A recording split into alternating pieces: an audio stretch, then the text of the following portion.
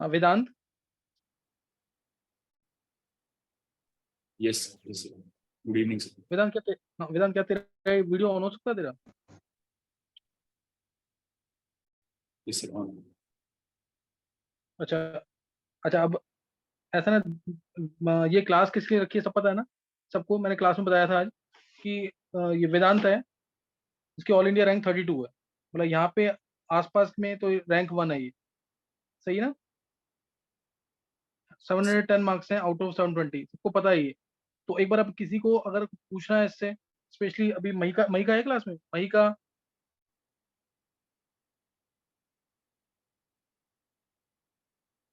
मई का नहीं है? Yes sir.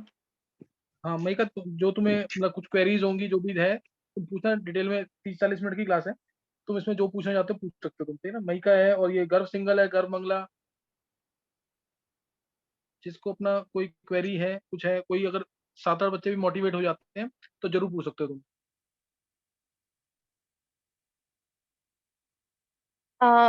अब मुझे ये जानना था कि आपने फिजिक्स की एनसीईआरटी कितनी डेप्थ में पढ़ी है?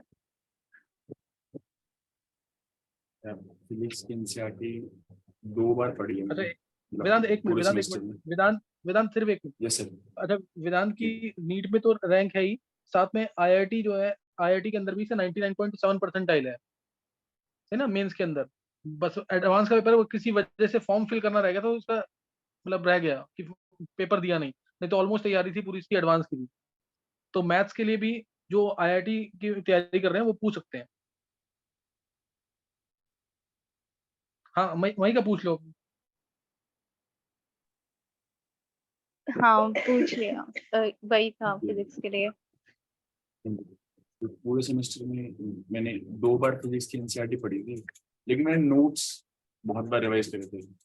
और फिजिक्स की एनसीईआरटी मतलब उन्होंने ऐसे लिखा हुआ है ना कि आप 2 बार अगर आपको पहली बारी में समझ आ गई तो दूसरी बार पढ़ने में बहुत स्मूथ हो जाती है। तो उस हिसाब से फिजिक्स की आपने एनसीईआरटी मतलब पे फिलहाल इतना फोकस नहीं करना। अच्छा, तो हम्म। थ्योरी क्वेश्चंस, मतलब मुझे सबसे ज्यादा डर थ्योरी क्वेश्चंस में लगता है, जो फिजिक्स में थ्योरी क्वेश्चंस होते हैं। नहीं, उसके लिए फिर वो 2 बार एनसीईआरटी पढ़ने पे कवर हो जाएंगे ना। मान लिया अगर तुमने कोई अभी एक चैप्टर पढ़ लिया तो अभी आइडिया लग जाता है कि क्या क्या थ्योरी क्वेश्चंस बन सकते हैं, प्लस टीचर क्लास में भी मैक्सिमम क्वेश्चंस बता ही देता है। और फिर सेकेंडली जब तू सेकेंड टाइम रिवीजन करेगी, जब से आगे पेपर क्लोज आएगा तो उसके जब सेकेंड टाइम रिवीजन होगी तो उससे सारी चीजें ब्रशअप हो जाएंगी, रिवाइज हो जाएंगी। तो उधर से हो जाता है। और वैसे थ्योरी से इलेक्ट्रोस्टैट्स ज्यादा वगैरह, न्यूमेरिकल पूछते हैं। हम्म? क्या इलेक्ट्रोस्टैट्स बोल रहे वगैरह हो? सब पूरी एनसीईआरटी पढ़नी पड़ेगी? अरे एक बार ही तो पढ़ना है, पहला चैप्टर 50 पन्नों का है, मतलब लेंदी लगता है। लेकिन एक बार आप पढ़ने बैठो ना तो काफी इंटरेस्टिंग लिखा हुआ है। मतलब पढ़ने में पढ़ा हो तो पहला चैप्टर काफी इंटरेस्टिंग लिखा हुआ है, सेकंड चैप्टर मतलब बढ़िया लिखे। एनसीईआरटी वैसे लिखी तो बहुत बढ़िया हुई है। और एक बार आप पढ़ने बैठो ना तो 2-2.5 घंटे में एक चैप्टर आराम से निबट जाता है। और 1 से 2 बार पढ़ने पे वो पूरा चैप्टर मैक्सिमम याद हो जाता है। क्योंकि नोट्स, मैंने भी बताया ना, नोट्स मैंने बहुत बार पढ़ चुका था, तो मेरे को ऑलरेडी चैप्टर याद था। बस एनसीईआरटी पढ़ के मैंने और एक बार रिवाइज सही करा। ठीक है। देख, ठीक है। मई का एक चीज ध्यान रखना, जैसे अभी एनसीईआरटी के बारे में वेदांत ने बोला ना, वेदांत ने ना छोटी से छोटी चीज को बड़ी, ये सबसे इंपॉर्टेंट लाइन है, छोटी से छोटी चीज और बड़ी से बड़ी चीज को ना बहुत इंपॉर्टेंस दी है। इसने बोर्ड के पेपर्स को भी बहुत सीरियसली लिया था, एक एक चीज पढ़ी थी और बहुत तरीके से तैयारी की थी। मतलब इसके बोर्ड में भी मार्क्स अगर तुम देखोगे तो केमिस्ट्री में 100 में से 100 है, और बायो में भी 100 में से 100 है, और फिजिक्स में शायद 98 या 99 है। वेदांत यही ना मार्क्स तेरे पीसीबी में? ये सिर्फ 98। हाँ। यस। तो बाकी दोनों ये में पूछते फिजिक्स में 90। बाकी दोनों, हाँ, केमिस्ट्री में और बायो में फुल मार्क्स है। तो मतलब कहने यस। का पर्पज ये है कि इसने हर एक चीज को बहुत सीरियसली लिया था। अब ये एनसीईआरटी के बारे में बोल रहा है ना कि एनसीईआरटी करनी है, तो मतलब एनसीईआरटी उसमें जरूर कुछ होगा, और वेदांत ने काफी ढंग से पढ़ा होगा इसको। समझ गए भाई का कि नहीं? कोई भी पिन यस पॉइंट सर। है तुम, हाँ, हर एक चीज जो जैसे बोल रहा है ना उसको सीरियसली लेना है, बड़ी चीज को भी और छोटी चीज को भी। Yes sir. Yes.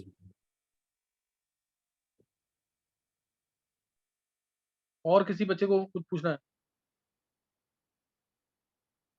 Ishita, Ishita, विधि वर्मा नहीं है यस इसमें सर। भी। इशिता, तुम्हें कुछ पूछना है या उसको तिशा को बोल दो, अगर तिशा को बोल दो, तिशा कुछ अगर क्वेरीज हो कुछ उसकी। Okay sir. हाँ, तीशा को भी बोल सकते हो तुम। आपने फुल सिलेबस मॉक्स कब से लगाने स्टार्ट कर दिए थे? फुल सिलेबस मैंने अप्रोक्सीमेटली 50 फुल सिलेबस दिए थे, और वो लास्ट 2 महीने से मैंने शुरुआत कर दी थी। मतलब मेरा ऐसा था कि मेरा सिलेबस तो बहुत जल्दी पूरा हो गया था, मेरा सिलेबस अगले सितंबर में पूरा हो गया था, लेकिन मैं सिलेबस को रिवाइज कर रहा था। फुल सिलेबस देने से पहले मैं बार बार रिवाइज कर रहा था ताकि मेरे ग्रिस्प आ जाए उसको। फिर लास्ट के 2 महीनों में तो फिर फुल सिलेबस दिए थे, 50 से 60 के आसपास दिए थे। मतलब रिवीजन स्ट्रेटेजी कैसी होनी चाहिए? या रिवीजन स्ट्रैटेजी जो मैंने फॉलो करी थी वो तो ये थी कि सबसे पहले तो जैसे फिजिक्स केमिस्ट्री बायो तीनों के लिए अलग अलग थी। बायो में तो मेन फोकस एनसीईआरटी पे रहता है। फिजिक्स केमिस्ट्री में मेरा मेन फोकस नोट्स पे था। तो जैसे हमारी मान लो पहला रिवीजन मैंने स्टार्ट करा है, तो पहले रिवीजन में मैं नोट्स से शुरू करता था। तो फिजिक्स केमिस्ट्री के लिए मैंने पहले नोट्स पढ़े हर चैप्टर के, और हर चैप्टर उसमें नहीं, और बायो के वो पढ़े, क्या कहते हैं, एनसीईआरटी पढ़ी बायो की। और फिर जो टीचर जब क्लास में पढ़ा रहा होता है ना, तो वो कुछ एक्स्ट्रा पॉइंट्स मार्कआउट करवा देता है कि ये वाले पॉइंट्स ज्यादा अच्छे थे, मतलब बहुत इंपॉर्टेंट है, तो वो मैंने एनसीईआरटी में लिखे हुए थे। मतलब इसे हमारे में कहते हैं कि एनसीईआरटी को एनरिच करना कहते थे, कि आपने एनसीईआरटी के अंदर जैसे बहुत कुछ एक्स्ट्रा पढ़ते हो तुम बायो में, वो सब कुछ नहीं पूछेगा वो पेपर में। बहुत कम चीजें हैं जो ज्यादा इंपॉर्टेंट रखती हैं, जो पीवाईक्यूज में आई हुई है, या फिर जो बहुत ज्यादा रिलेटेड है, जो एक्स्ट्रा में है, एनसीईआरटी के बाहर है लेकिन इंपॉर्टेंट है, तो वो मैंने एनसीईआरटी के साइड में जो स्पेस होता है उसमें लिखी हुई थी। जब मैं एनसीईआरटी पढ़ता था ना, तो बायो मेरा ओवरऑल रिवाइज हो जाता था, लेकिन एनसीईआरटी का भी रिवाइज हो जाता था, और जो बाहर के इंपॉर्टेंट टॉपिक्स हैं वो भी रिवाइज हो जाते थे। और फिजिक्स जैसे केमिस्ट्री में तो शीशा के नोट्स थे, उसके बाद तो कुछ बचता ही नहीं है, वो एक बार रिवाइज कर लिए तो वो उससे हो जाता था। फिजिक्स में मेरे जो टीचर्स के नोट्स थे वो बहुत सही थे, तो वो उधर से पढ़ लिया। फिर जब सेकंड रिवीजन करी मैंने, सेकंड रिवीजन में भी सेम पैटर्न था कि फिजिक्स केमिस्ट्री के नोट्स, और उसकी क्या कहते हैं, बायो की एनसीईआरटी। फिर जब थर्ड रिवीजन करी, थर्ड रिवीजन में मेरे फुल सिलेबस स्टार्ट हो गए थे। फुल उस थर्ड रिवीजन में मैंने एनसीईआरटी को फिर से एक बार पढ़ा, फिजिक्स केमिस्ट्री और बायो तीनों की फिर से एनसीईआरटी एक बार पढ़ी।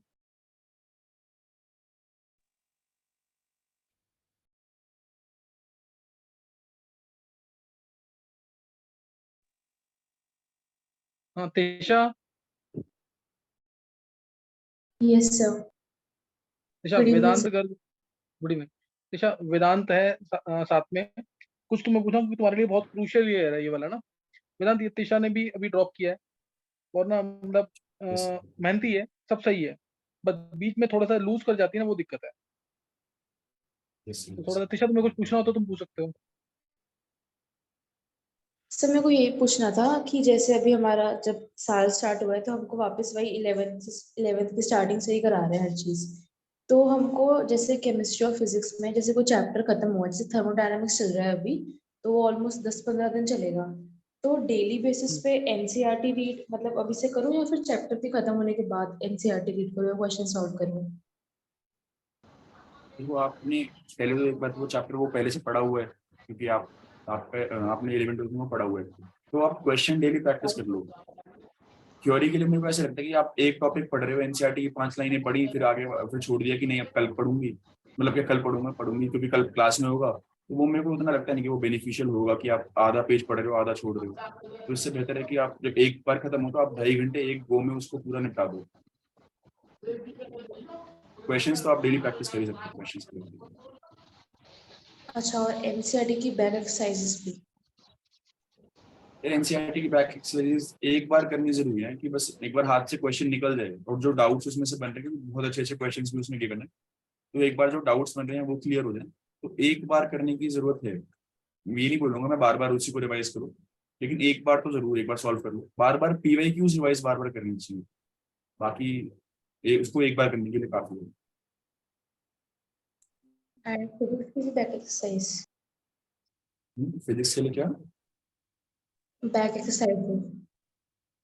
फिजिक्स की बैक एक्सरसाइज, हाँ यार वो भी एक मतलब एक बार कर लो, उससे आपको आइडिया लगेगा। जैसे इस साल एक क्वेश्चन आया था मेरा गलत हुआ था नीट में, कि मिनिमम वेवलेंथ वाला क्वेश्चन, वो फिजिक्स की बैक एक्सरसाइज में उससे रिलेटेड क्वेश्चन था। तो अगर मैंने वो उस टाइम पे करा होता, मैं नहीं करके गया था, तो अगर मैंने उस टाइम पे करा होता तो मैं वो क्लिक कर जाता।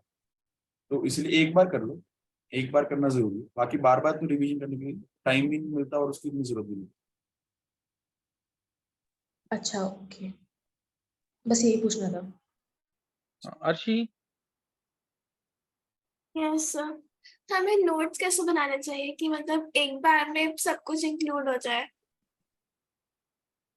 नोट्स में ना ऐसे हो जाएगी, देख एक बार में सब कुछ इंक्लूड मतलब करने की कोशिश, जैसे आप मतलब सर का लेक्चर देख रहे हो मान लो, तो सर जो बोल रहे हैं और जो सर लिख रही हैं, आपको दोनों चीजें लिखनी है। मैं तो अपने नोट्स में इनफैक्ट हिंदी में भी लिखता था कि जो टीचर ने लाइन बोली है अगर वो हिंदी में बोली तो मैं हिंदी में लिख देता था उसे।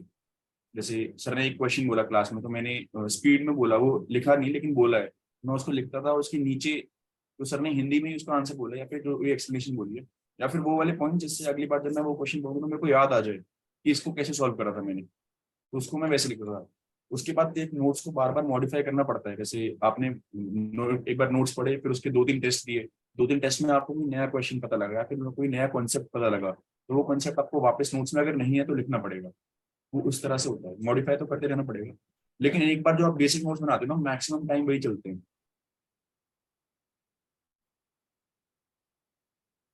एंड अगर फॉर एग्जाम्पल हम अगर एक चैप्टर कोई चल रहा है, हम अगर साथ साथ में करें फिर तो ठीक है, बट अगर बीच में बीमार हो गए फिर वो चैप्टर पूरा निकल गया एंड उसका बाद में फिर आपके हर रोज क्लासेस है, आप उसको मतलब कवर अप नहीं कर पा रहे ढंग से, पर फिर चैप्टर तो वो करना है, तो वो कैसे करें?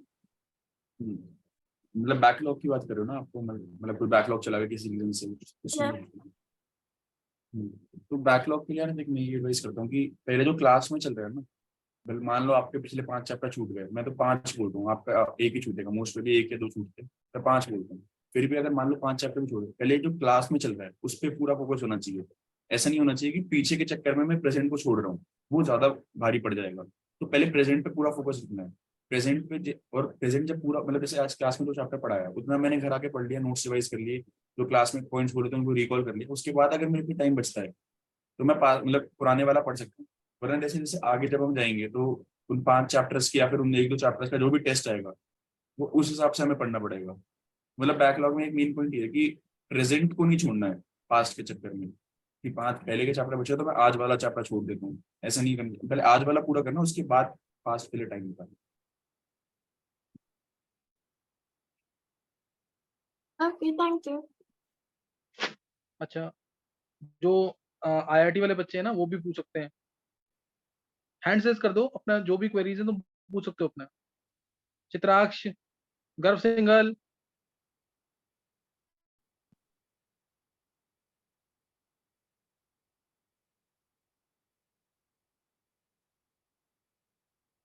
सर मेरे मैथ्स पास का भी चैट में वेदांत थोड़ा सा भी बता दे। हाँ, चैट में है, मेरे पास कौन है? चैट में एक क्वेश्चन आया है किसी का कि हाँ वो 11th से है और टैगोर में अटेंडिंग है और स्कूल और कोचिंग के बाद हार्डली 8 आवर्स मिलते हैं जिसमें हाँ होमवर्क हाँ। भी करना होता है, और तो सब्जेक्ट कैसे कैसे डिवाइड करें। अच्छा देख क्वेश्चन है। जी, तो उसमें देख ऐसे कि अटेंडिंग है तो स्कूल का काम तो करना पड़ेगा, वरना वो उधर वरना उधर खराब होता जाएगा, तो वो नहीं करना है। तो फिजिक्स जैसे इंग्लिश है, और इंग्लिश और आपका चला गया फिजिकल एजुकेशन, अगर आपकी उसकी क्लासेस हो रही हैं उसका होमवर्क मिलता है, तो फिजिकल एजुकेशन का होमवर्क नहीं मिलता है। तो अगर लेकिन अगर जैसे इंग्लिश है आपको वो भी पढ़ना है, तो दिन में आधा या पौना घंटा इंग्लिश को आप दे सकते हो। उसके बाद जैसे बाकी 3 सब्जेक्ट हैं, फिजिक्स केमिस्ट्री बायो, ये 3 सब्जेक्ट आपके मेन है। मेरे लिए मतलब ये मेन थे, किसी के लिए फिजिक्स केमिस्ट्री मैथ्स भी मेन हो सकता है। तो वो 3 सब्जेक्ट आपको पढ़ने हैं, उसको आप टाइम डिवाइड कर लो, ऐसे ऐसे कर लो कि 2 घंटे एक को, 2 घंटे एक को, 2 घंटे एक को, ऐसे कर सकते हो।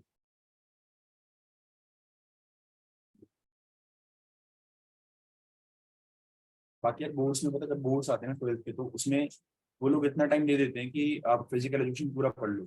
मैंने फिजिकल एजुकेशन बोर्ड से पहले कभी हाथ भी नहीं लगाया था उसे, लेकिन फिजिकल एजुकेशन के लिए 5 छुट्टियां मिली थी, वो 5 की 5 मैंने फिजिकल एजुकेशन को दी थी, तो उसमें 98 मार्क्स आए मेरे। तो वही है कि उन छुट्टियों में अगर आप ढंग से पढ़ लो ना, तो वो उससे हो जाता है, उसकी इतनी इशू आता नहीं है।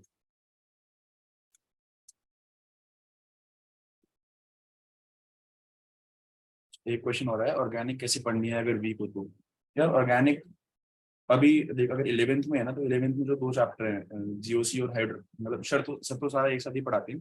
देख ऑर्गेनिक ना पहली बारी में जब आप पढ़ते हो तो जब तक पूरी नहीं होती, तो ऑर्गेनिक का जो मेरे को अपने एक्सपीरियंस से लगा वो ये लगा कि जब आप बीच में होते हैं ना ऑर्गेनिक के, तो आपको बहुत मुश्किल लग रही होती है। लेकिन द मोमेंट जैसे ऑर्गेनिक खत्म होती है ना, तो ऑर्गेनिक खत्म हुई जैसे आपको, उसके बाद आपको कॉन्सेप्ट्स क्लियर होने शुरू होते हैं। एक बार आप फिर से जैसे ऑर्गेनिक खत्म हुई, एक बार आपने सबके नोट्स बना लिए, फिर आप एक बार अपने नोट्स फिर से पढ़ोगे ना, तो आपको तब लगेगा कि ऑर्गेनिक बहुत ईजी हो गई है मेरे लिए। ऑर्गेनिक मतलब उसके बाद एक पॉइंट पे था ऐसे आते हैं कि ऑर्गेनिक आपकी फेवरेट हो जाएगी। अगर जैसे 11th के लास्ट में हो तो ऑर्गेनिक नहीं समझ आएगी, मैं टोटली एग्री करता हूँ कि 11th के लास्ट में ऑर्गेनिक बहुत मुश्किल लगती है। 12th के स्टार्टिंग में जैसे आप ऑर्गेनिक करोगे, जैसे मैंने करा था, तो उसके बाद 12th में 4 चैप्टर्स हैं, या फिर जब शशि सर के सारे लेक्चर्स खत्म हो जाएंगे ना, तो एक बार तुम अपने नोट्स को बहुत डीपली पढ़ोगे। जैसे लेक्चर्स खत्म होने के बाद सर टेस्ट लेंगे, उस टेस्ट के लिए जब तुम पहली बार पढ़ोगे ना नोट्स को, तब तुम्हें लगेगा कि बहुत अच्छे से तुम्हें अब समझ आ चुकी है, तो तब तुम्हारा ऑर्गेनिक में कॉन्फिडेंस आ जाएगा। और एक टाइम पे ऐसी इतनी स्ट्रांग हो जाएगी, जैसे सर के नोट्स पढ़ोगे ऑर्गेनिक को, सर तो मतलब इतना कुछ पढ़ा देंगे कि एक टाइम पे ऑर्गेनिक इतनी स्ट्रांग हो जाएगी कि तुम्हें ऑर्गेनिक का तो ऐसा लगेगा कहीं से भी कोई भी क्वेश्चन दे दो मैं करने को तैयार हूँ। जो मेरे को तो ऑर्गेनिक में यही फील आती थी। और फिर एक होपफुली ये क्वेश्चन क्लियर होगा। और एक क्वेश्चन आया है कि आप फिजिक्स कहाँ से पढ़ते थे? तो फिजिक्स यार मैं पहले तो नोट्स हो गया मेरा, जो मैंने बताया कि मैंने अपने पूरे मतलब फिजिक्स केमिस्ट्री बायो तीनों की, तो टीचर पे मैंने बहुत मेजर फोकस लगाया। तो टीचर से एक तो नोट्स हो गया, और नोट्स के बाद अगर मैं नोट्स और फिर बुक्स में क्वेश्चन प्रैक्टिस के लिए मैं 5 बुक करता हूँ। 5 मतलब उस टाइम पे मैं 9 बुक्स करता था, लेकिन 9 की नीड नहीं है, 5 की नीड, 5 मेरे को लगता है कि 5 मोर देन इनफ है। 5 में तीनों सब्जेक्ट के लिए अगर कोई लिखना चाह रहा है तो लिख सकता है कि तीनों सब्जेक्ट के लिए 5 बुक्स मैं रिकमेंड करता हूँ। पहला तो आकाश का मॉड्यूल होता है, मतलब एनसीईआरटी और नोट्स के अलावा पहला तो आकाश का मॉड्यूल होता है जिसमें लेवल 1 लेवल 2 एग्जाम्पल्स, ट्राई और सेल्फ एक्सरसाइजेस वगैरह होती है। आकाश या फिर कोई और इंस्टीट्यूट का मॉड्यूल है, या फिर शरीर से भी क्वेश्चन ले सकते हो, वो दिक्कत नहीं है। फिर सेकंड नंबर पे एक बुक आती है कैटलिस्ट, आकाश की बुक है, वो कर सकते हो। तीसरे नंबर पे एक बुक आती है एनकैप, वो भी कर सकते हो। और इन सबका ये सब गूगल पे मिल जाते हैं अगर मतलब ढूंढना चाहो तो। और एक फोर्थ नंबर पे पीवाईक्यूज होते हैं। पीवाईक्यू तुम मेंस के भी कर सकते हो और नीट के भी कर सकते हो। जो नीट वाले हैं देखो, वो मेंस के लिए भी पीवाईक्यू कर सकते हैं, वो कहीं ना कहीं यूजफुल आएंगे, वो कहीं ना कहीं यूज में मिलती है, क्योंकि मेंस में बहुत डीपली एनसीईआरटी पूछता है, तो वो वहां पे यूज हो जाएगा। और पीवाईक्यूज बार बार रिपीट करने हैं। तो फिजिक्स मैंने बस इन 3-4 बुक से करी थी, और फिर नोट्स नोट्स को बार बार रिवाइज करता था, बस इसी यही करी थी फिजिक्स।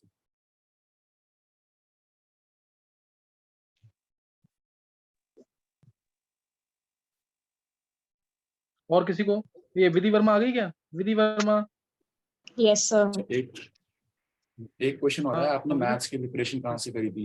यार मैथ्स की प्रिपरेशन के लिए मैं सही बताऊँ, मैंने शैलेंद्र सर का एक ग्रुप है ना, वो शायद इस साल भी बना रहे हैं वो आईआईटी के लिए, तो मैंने वो ज्वाइन, वो तो मैं उससे पढ़ता था क्लासेस। मैंने शैलेंद्र सर की सारी क्लासेस ली है 11th पूरी, मैंने मैथ्स उनसे पढ़ी है। और वो जैसे बोलते हैं ना कि आर डी शर्मा का ये क्वेश्चन कर लो, या फिर उतने वो वहां से वो एक्सरसाइज कर लो, वो मोर देन इनफ है मैथ्स के लिए। उसके अलावा मैथ्स की कोई दिक्कत आएगी नहीं। मतलब वो बैच में जो सर बोल रहे हैं वो बहुत सही है, उसके अलावा कोई दिक्कत नहीं आएगी। अच्छा, एक क्वेश्चन हो रहा है, जब सिलेबस आगे बढ़ रहा हो तब फिजिक्स केमिस्ट्री बायो में पुराने चैप्टर्स कब और कैसे रिवाइज करें ताकि साल के एंड में 4-5 बजे रिवाइज हो सके सिलेबस खत्म होने के बाद? अच्छा देख, सबसे पहली बात तो सिलेबस जब चल रहा है ना, तो सिलेबस चलते वक्त आपको ये ध्यान रखना है कि पहले आपको पूरा सिलेबस प्रेजेंट, पूरा आपका पूरा फोकस प्रेजेंट होना चाहिए। ऐसा नहीं है कि आप सिलेबस तो चल रहा है, लेकिन मान लो मेरा आज थर्मोडाइनमिक्स चल रहा है, लेकिन मैं रिवाइज मोल कंसेप्ट कर रहा हूँ। उससे पता है क्या होगा, उससे अपना मोल कंसेप्ट ढंग से रिवाइज कर पाओगे ना थर्मोडाइनमिक्स, और वो टाइम वेस्ट होगा। तो पूरा फोकस पहली बात तो थर्मोडायनेमिक्स, अगर थर्मोडायनेमिक्स चल रहा है तो थर्मोडायनेमिक्स होना चाहिए। ऐसा भी नहीं कि मैं आगे का पढ़ना है कि आप इक्विलिब्रियम पढ़ने लगो, उसका भी कोई सेंस नहीं है। पीछे का पढ़ना है उसका भी कोई सेंस नहीं, पहले प्रेजेंट पे फोकस। और मान लो फिर आपका पूरा अच्छे से थर्मोडायनेमिक्स आपका आज जितना पढ़ाया उतना हो गया, क्वेश्चन प्रैक्टिस हो गई, उसके बाद जब आपको टाइम मिल रहा है तो उसमें आप रिवाइज कर सकते हो। और पता है तुम्हारा सिलेबस ना एक टाइम पे जैसे पूरा हो जाएगा, अक्टूबर या नवंबर तक मोस्ट प्रोबेबली पूरा हो जाएगा। तो उसके बाद में तुम्हारे हाथ में रह जाता है कि तुम कितनी रिवीजन देते हो। जैसे मैंने बताया कि पहली 3 रिवीजन तो मैंने नोट से दी थी फिजिक्स केमिस्ट्री में। बायो में मैंने सिर्फ एनसीईआरटी रिवाइज करी है बहुत मल्टीपल टाइम्स, मतलब मैंने एनरिच कर रखी, साइड में मैंने लिखे हुए थे इंपॉर्टेंट पॉइंट्स, मैं उनको रिवाइज करता रहता था। तो पहले 2-3 रिवीजन तुम नोट्स और एनसीईआरटी से दे सकते हो। तीसरा रिवीजन तुम याद रखना कि जो मैं एडवाइस करूंगा, जो लास्ट रिवीजन होगा तुम्हारा, जैसे पेपर से 1 महीने पहले का जो रिवीजन है, 1 महीने में पूरा सिलेबस रिवाइज कर सकते हो। 100 चैप्टर है, तो अगर आप डेली 3-4 भी करो तो आराम से 1 महीने में पूरे 100 चैप्टर रिवाइज हो जाएंगे। नीट की बात करूंगा तो अगर आप रिवाइज कर रहे हो तो लास्ट रिवीजन एनसीईआरटी से रखना, उससे पहले नोट्स और एनसीईआरटी मिक्स रखना। और आप फिजिकल केमिस्ट्री की प्रैक्टिस कहाँ से करते थे? फिजिकल केमिस्ट्री की प्रैक्टिस पहली बात तो सर के लेक्चर्स में, या फिर सर जब पढ़ाते हैं तो बहुत ज्यादा क्वेश्चन तो सर ही प्रैक्टिस करवा देते हैं, और बहुत हाई लेवल के क्वेश्चन, मतलब मेरे को तो बहुत हाई लेवल के क्वेश्चन लगते थे वो। तो उसके ऊपर तो कोई क्वेश्चन बनता नहीं है। पहली बात आप नोट्स को रिवाइज कर लो तो आपके मैक्सिमम क्वेश्चंस रिवाइज हो जाएंगे। उसके बाद आपको खुद क्वेश्चन प्रैक्टिस करनी है, तो उसके लिए पहली बात तो पीवाईक्यू की आईआईटी मेंस की बुक आती है, तो सर भी रिकमेंड करते हैं आईआईटी 43 करके जो बुक है, उससे आप पीवाईक्यू प्रैक्टिस कर सकते हो, उसमें काफी अच्छे अच्छे क्वेश्चन हैं। और फिर मैंने अभी 2-3 जो बुक्स बताई थी, आकाश का मॉड्यूल और कैटलिस्ट वगैरह है, उससे आप पूछ सकते हो, वो रिवाइज कर सकते हो। अच्छा, एक सेकंड और ठीक है, फिजिकल केमिस्ट्री के लिए वहीं पे। और फिजिकल केमिस्ट्री में यार तुम देखो ना, नीट की अगर मैं बात करूँ तो उसमें वो इतना हाई लेवल पूछ नहीं रहा है, वो पूछ बेसिक ही रहा है। तो एक बार तुमने सर के नोट्स अच्छे से पढ़ रखे हैं, तुम्हारे को शुरू के सर के नोट्स याद है, और तुम्हारे कुछ कुछ मतलब एक चैप्टर के मान लो 300-400 क्वेश्चन प्रैक्टिस हो रखे हैं, तुम उस चैप्टर से कंफर्म हो सकते हो। भैया फिजिक्स में रोज सिली डाउट आए तो क्या कर सकते हैं, टीचर से पूछ लो यार, डाउट सिली नहीं होता। मैं तो ये मानता हूँ कि अगर तुम्हें डाउट आ रहा है ना, क्वेश्चन कभी भी इजी नहीं हो सकता। वो ये हो सकता है कि तुम्हें वो क्वेश्चन आता हो या नहीं आता हो, लेकिन पेपर मतलब क्वेश्चन या डाउट कभी भी सिली नहीं होता।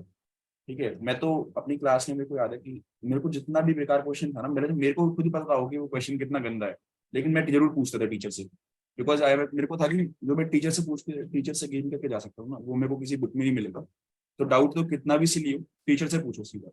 और कोई मतलब जैसे बहुत बच्चे सोचते हैं कि क्या इमेज में कुछ इफेक्ट पड़ेगा, या फिर कुछ नहीं पड़ता है, कुछ भी नहीं होगा। मैं तो इंग्लिश के मतलब पूछता था यार, जो क्लास में अगर टीचर ने कोई इंग्लिश का वर्ड बोला मेरे को नहीं समझ आया तो मैं वो पूछता था। इससे ज्यादा सिली तो क्या ही डाउट हो सकता है ना, कि आप इंग्लिश का मतलब पूछ रहे हो, लेकिन मैं पूछता था क्योंकि डाउट कभी भी सिली वेदांत, नहीं होता, तो मेरे को लगता था। हाँ जी वेदांत, एक चीज और, जब जैसे तूने मेरे को याद है, तूने मेरे को बीच में पूछा था कि सर मेरा फिजिक्स में थोड़ा कॉन्फिडेंस कम आ रहा है, मैं पढ़ रहा हूँ सब कुछ और सब कुछ अच्छे से हो रहा है, तो मैंने तेरे को बोला था जी। कि क्या कहते हैं, तू आईआईटी जो तेरे को डाउट में चैप्टर्स हैं उसके आईआईटी एडवांस के पेपर्स कर ले, ध्यान है कि नहीं है? Yes sir, yes sir, yes sir, तूने कहा था फिर उसके बाद कि हाँ सर मेरे को उससे कुछ कॉन्फिडेंस मिला है उससे ना, जैसे हाँ केमिस्ट्री वो में तो बहुत तू कर ही रहा था। बेनिफिशियल थे।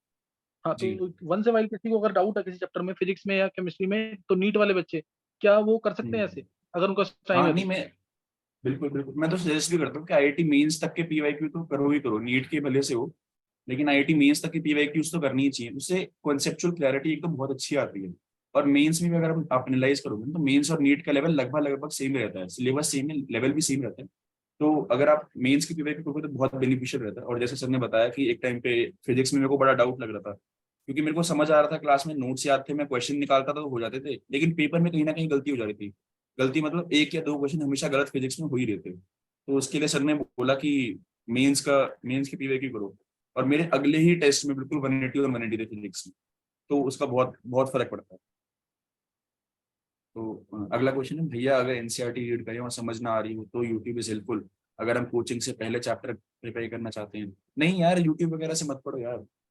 मतलब मैं तो ऐसा, यूट्यूब से क्यों पढ़ना है, यूट्यूब पे देख, केमिस्ट्री की अगर मैं बात करूँ तो हमारे पास श्री सर है, उनसे बेस्ट यूट्यूब पे क्या मेरे को नहीं लगता कोई मिलेगा। ठीक है, तो उसकी यूट्यूब, और फिजिक्स जैसे कि मैथ्स में तुम्हारे पास शैलेंद्र सर हैं, या फिर मेरे पास मैथ्स में शैलेंद्र सर थे, और फिजिक्स में बायो के मेरे पास जो टीचर्स थे वो तो बहुत सही थे। यूट्यूब यूट्यूब से मत पढ़ो, वो सिर्फ टाइम वेस्ट है। यूट्यूब से पढ़ाई नहीं हो सकती यार। मतलब मेरे को जो लगता है कि यूट्यूब से आप क्यों पढ़ रहे हो, आपके पास जब टीचर्स हैं तो आप उनसे पढ़ो, डाउट उनसे उसने बोला कि एनसीईआरटी रीड करें तो समझ नहीं आ रहा है, तो उसका सबसे बढ़िया तरीका है यार, आप एक तो जो नहीं रीड आ रहा है उसे मैथ कर लो। मैं तो क्या करता था कि मान लो कोई पॉइंट मेरे को नहीं समझ आया, तो अब मैं हर जगह एनसीईआरटी लेके तो नहीं घूमूंगा, तो मैं उसकी फोटो खींच लेता था, और मैं फोटो खींच को सर को भेज देता था कि सर आप जब भी फ्री हो आप मेरे को बता देना। तो सर मेरे को कॉल कर लेते थे, और मेरे को सारा चैप्टर मतलब जो भी पॉइंट्स थे या फिर जो भी मेरे डाउट आते थे, मैं सीधा उन्हीं से उस टाइम पे पूछ लेता था। तो वहां से मेरे डाउट्स क्लियर होते थे। तो लेकिन यूट्यूब से मैं सजेस्ट नहीं करता पढ़ने भाई। और विधि वर्मा, यस सर। विधि तुम्हें कुछ क्वेरी, कोई भी तुम्हारे मन में कुछ आ रहा हो, क्योंकि तुम्हारा भी ड्रॉप ईयर है ये वाला ना, तो इसलिए कुछ भी हो कि जिससे तुम्हें कुछ हेल्प मिल जाए। सर अभी तो कोई डाउट नहीं आ रहा। अच्छा, जो बता रहा है बातें उसको नोटिस कर रहे हो ना, कि जो भी चीज वीक है तो उसको कैसे करना है। Yes sir. वेदांत तेरे को ध्यान एक है क्वेश्चन कि और। वेदांत हाँ जी जी जी। वेदांत तेरे को ध्यान है, एक 2 साल पहले शायद जतिन गोयल था और तू उसमें पूछ रहा था उससे, याद है क्या? Yes Jatin sir, Goyal yes all sir, India याद है रैंक बिल्कुल। 64। तो उससे यस सर, मेरे यस को सर, भी याद किसी है। ने, हाँ किसी ने मेरे को ये बोला था कि क्या कहते हैं सर, वेदांत जो आपने जतिन वाला मेरे को दिया था ना वो ऑनलाइन वाला, तो उसमें तो जी वेदांत भैया उनसे पूछ रहे थे। मैंने कहा हाँ, अब इस समय वो बता रहे हैं, लेकिन उसको नॉलेज एक्सपीरियंस उसको भी हो गया ना, इसलिए तो ये यस सर, देख ले यस कैसे चेंज होता है। हो सकता है इनमें से भी कोई मैं कभी 1-2 साल के बाद बोलूँ कि हाँ तुम लोग बात कर लो वेदांत से, यस यस सॉरी सर, कोई और बिल्कुल जो इनमें बच्चा हो, से। है ना? हाँ इनमें जी, से ही कोई इनमें ना से ही कोई तो, आते हैं सर। हाँ कोई ना कोई, हाँ इन्हीं में से कोई ना कोई आएगा। 10th वाले बच्चे भी हैं, जैसे इसमें भी दिया है शायद, दिया है, जी। और 10th वाले बच्चों में और पिनाकिन है, मतलब ये भी अच्छे वाले बच्चे हैं बिल्कुल। तो बस ये कुछ यस कोई सर, मोटिवेट हो गया ना 7-8 बच्चे, तो वो पर्पस सॉल्व हो गया मेरा कि हाँ चलो ये आने से, वेदांत के आने से ना कुछ तो एक्स्ट्रा मिल गया इनको। ये उज्जवल, यस सर, यस सर। अच्छा, एक दो क्वेश्चन और है हमारे पास कि आप फिजिक्स की कोचिंग कहाँ से लेते थे? या मैंने पूरे 11th-12th में फिजिक्स, केमिस्ट्री, बायो तीनों की कोचिंग मैंने एक आकाश से और एक श्रीजर से ली है। इसके अलावा मतलब मैथ्स मैंने ऑफकोर्स सिलेबस में से पढ़ा हुआ है। इसके अलावा मैंने तीनों के अलावा मतलब आकाश और श्रीजर के अलावा मैंने कहीं से कभी कुछ पढ़ाई नहीं करी। ये जो क्वेश्चंस देते थे वही प्रैक्टिस करता था, इन्हीं की मॉड्यूल्स वगैरह, बस इसके अलावा कहीं से प्रैक्टिस नहीं करी। आप अब जैसे 12th चल रही है तो थोड़े टाइम बाद 12th से के स्टार्टिंग के चैप्टर भी थोड़े भूलने लगते हैं, तब 11th और 12th की रिवीजन कैसे करें यार? उसके लिए पता है अभी जब ऐसे 12th तेरी चल रही मतलब जो भी है 12th आपकी चल रही है, तो 12th अभी पहले जो चल रहा है उस पर फोकस करने का, जो चैप्टर चल रहा है उसको पूरा अच्छे से करो। ये बात बिल्कुल सही है, जब तुम लास्ट चैप्टर पे आओगे तो पहले चैप्टर्स भूलने लग जाओगे। बिल्कुल जो कॉन्सेप्ट है वो तो नहीं भूलोगे, उनको बस एक बार रिवाइज करने का टाइम होगा, एग्जाम्पल्स वगैरह बायो वगैरह तो वो भूलने लग जाओगे। लेकिन आफ्टर अ पॉइंट ना तुम्हें रिवीजन करने का टाइम मिलेगा। जैसे कुछ टाइम के बाद, जैसे मैं आकाश में था तो श्री सर भी और जैसे आकाश वाले भी कुछ टाइम के बाद आपका टेस्ट लेते हैं, उसमें इनिशियल चैप्टर्स भी आएंगे, उसमें 11th के चैप्टर्स भी आएंगे, तो आप टेस्ट के लिए जब रिवाइज करोगे ना तो आपका उसकी उस टाइम पे रिवीजन हो जाता है। और भैया आप फिजिकल केमिस्ट्री की प्रैक्टिस कैसे करते थे वो मैंने बता दिया कि बुक्स और नोट्स में मैक्सिमम कवर हो जाता है। आप फिजिक्स की क्या क्वेश्चन भैया, आप फिजिक्स की कोचिंग कहाँ जाते थे? मैंने बताया कि आकाश और शशि सर के अलावा मैंने कभी कोई कोचिंग ज्वाइन करी ही नहीं। और अब जैसे तो एक मिनट, यस अब इनमें से ये जो 10th वाले बच्चे हैं 9th, तो किसी को कोई क्वेरी है तो तुम पूछ सकते हो डायरेक्ट। ये पलवल वाले बच्चे जो हैं IIT के और नीट वाले, किसी को पूछना कुछ? सर मुझे जैसे ये पूछना था कि जैसे अभी हाँ इन्होंने बोला कि फिजिक्स की एनसीईआरटी और ये जो फिजिकल है मतलब जिनको हम मोस्टली निग्लेक्ट करते हैं, आपने रिविजन्स के टाइम तो उनको पढ़ा नहीं होगा, तो मतलब ये तो फिर माइंड में रहेगी नहीं। बैकग्राउंड म्यूजिक हाँ ये नहीं कुछ कह रहे थे। मई का बोलो दोबारा एक बार। जैसे आपने बोला कि फिजिक्स की मतलब फिजिक्स की एनसीईआरटी और फिजिकल हम ये दो चीजें निग्लेक्ट करते हैं, फिर आपने और जी, हम लास्ट में जो रिविजन्स करते हैं ना वही माइंड में रहता है, तो फिर कि अगर आपने वो हम ये निगलेक्ट अभी करा हुआ है। पढ़े। हाँ नहीं, रिवीजन में क्या माइंड में रहता है, जो आप रिवाइज कर रहे हो वो माइंड में रहता है, आप ये कह रहे हो? हाँ, जो हम लास्ट में लाइक ठीक है, रिवाइज करते हैं माइंड में तो वही रहता है। सही बात है। तो फिर अभी अगर हम ऐसे टाइम देंगे हम फिजिक्स की एनसीईआरटी और फिजिकल की एनसीईआरटी को, लास्ट में जाके हम उनको रिवाइज करेंगे नहीं, तो अभी ऐसे पढ़ना वेस्ट नहीं होगा फिर? नहीं यार देख, उसमें पता है क्या है, पहली बात तो फिजिकल की एनसीईआरटी अगर मेरे से बात करूँ तो नोट्स में ना मतलब नोट्स के बाहर शायद ही कोई पॉइंट है जो फिजिकल के एनसीईआरटी में ऐसा लिखा हुआ है। तो बिलीव नहीं करोगे, इक्विलिब्रियम का एक क्वेश्चन एनसीईआरटी की फिजिकल एनसीईआरटी की बैक साइड में गिवन है और उसके पीछे एक पैराग्राफ एनसीईआरटी में लिखा हुआ है, वो तक शशि सर के नोट्स में बहुत अच्छे से एक्सप्लेन्ड है। तो पहली बात तो कोई ऐसा पॉइंट बचता है ही नहीं जो सिर्फ जो एनसीईआरटी में हो नोट्स में ना हो। ठीक है, फिजिक्स के नोट्स में मेरे साथ तो ये था कि कोई ऐसा पॉइंट बचता ही नहीं जो एनसीईआरटी में हो नोट्स में ना हो। तो अगर तुम नोट्स बार बार रिवाइज करोगे तो एनसीईआरटी आपकी रिवाइज होती रहती है।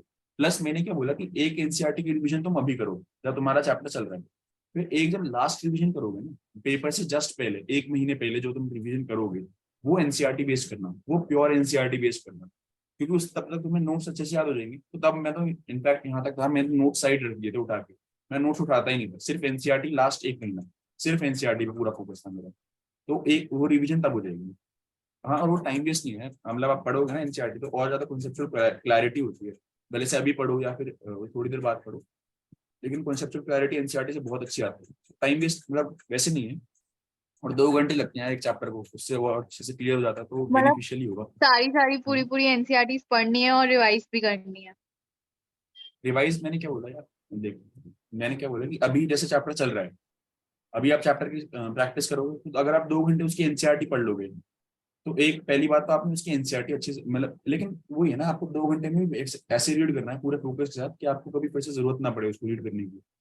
तो आपने 2 घंटे में नोट्स उसको रीड कर लिया, उसके बाद आप बार बार रिवीजन कर रहे हो, किसकी एनसीईआरटी की रिवीजन नहीं कर रहे, नोट्स की रिवीजन कर रहे हो, एक लास्ट रिवीजन आपने एनसीईआरटी की फिर कर लिया, तो वो मोर देन इनफ है। लेकिन वो उतना चाहिए, समझिए 2 बार रिवीजन मिनिमम एनसीईआरटी की करो, क्योंकि कहीं जैसे अभी इस साल भी रैंडम एरर पे क्वेश्चन पूछ लिया, मैं पूरे साल 500 से 600 से 700 800 question in fact units and measurement के करके गया, पेपर में क्या पूछा है, रैंडम एरर की डेफिनेशन पूछ ली। अब मैं उसका क्या कर सकता हूँ, समझ रहे हो, मैंने क्वेश्चन तो क्या नोट्स में क्या नहीं, मेरे को रैंडम एरर की डेफिनेशन नोट्स में नहीं थी मेरे, लेकिन वो मैंने 2 बार एनसीईआरटी पढ़ी हुई थी तो मेरे को माइंड में था, और प्लस टीचर ने क्लास में मेरे को पढ़ाया हुआ था तो मेरे माइंड में था। वैसे इसलिए कभी कभी अपने को जरूरत पड़ती भी है कि एनसीईआरटी पढ़ने की, तो वो बेनिफिशियल ही होता है। Okay, thank sir you. मेरे को, हाँ, कोई बात नहीं सर, एक बार चार्ट्स पे कुछ क्वेश्चन आ रहे हैं, उस पर जवाब देता हूँ वेदांत कि- वेदांत बस 5 मिनट जी में कंक्लूड करना है। अच्छा, लेकिन चार्ट्स पे तो सर बहुत हाँ सारे 20 क्वेश्चन या पढ़ने हैं। 20 भैया क्वेश्चन है। देख वेदांत जो, हाँ जी। हाँ बोलो बोलो। भैया जैसे आप कोचिंग भी जाते थे और फिर आप ट्यूशन भी अटेंड करते थे, फिर आप मैथ्स भी करते थे जैसे कि, तो आप चारों सब्जेक्ट को कैसे मैनेज करते थे? मतलब आपका डेली लाइफ शेड्यूल क्या था या फिर मैनेजमेंट सिस्टम क्या था? नॉन नॉन अटेंडिंग था वेदांत, नॉन अटेंडिंग था तो हाँ, मैं हो जाता नॉन था, एडिटिंग। तो मैनेज हो जाता था। Yes sir. और फिर भी किसी को पूछना स्कूल है वालों के लिए कोई हाँ, टिप्स? स्कूल स्कूल वालों के वाले लिए टिप्स बच्चों ये को है लिए। कि हाँ, मतलब मैं तो ये समझता हूँ कि आपके पास सिर्फ एक दो ही काम तो है, एक पढ़ना है और एक सोना है, इसके अलावा तो कोई आपके पास काम है ही नहीं।